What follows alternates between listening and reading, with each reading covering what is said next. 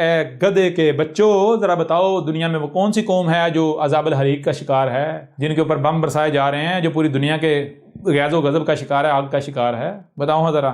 یہودی ہیں، عیسائی ہیں، ہندو ہیں، بدھ مت ہیں، یا پھر وہ جو خود کو کہتے ہیں ہم تو اللہ کے چہیتے ہیں، ہم تو جہنم میں نہیں جائیں گے، باقی سارے جہنم میں جائیں گے۔ جی اگر ہم جہنم میں چلے بھی گئے تو تھوڑا سا عرصہ، اس کے بعد پھر اللہ اپنے چوزوں کو نکال لے گا۔ وہ جو اوپر بیٹھا ہوا ہے، یہ کن کا ذکر ہے؟ یہ تم مسلمانوں کو کہا جا رہا ہے نہ صرف عذاب الحریق چکھو۔ اس کی وجہ کیا ہے؟ اس کی وجہ یہ ہے کہ تم انبیاء کو قتل کرتے رہے۔ یہ کس نے آ کر واضح کیا تم انبیاء کو قتل کرتے رہے؟ تم تو یہ کہہ رہے تھے آج تک کہ تم اقتدار ڈیزرو کرتے ہو، تم طاقت ڈیزرو کرتے ہو، دنیا میں اختیار ڈیزرو کرتے ہو، ہاں تم حقدار ہو اس کے۔ او مسلمانوں، تم ذلت ڈیزرو کرتے ہو، تمہارا حق ذلت ہے، جو تمہارا حق ہے اسے انجوائے کرو۔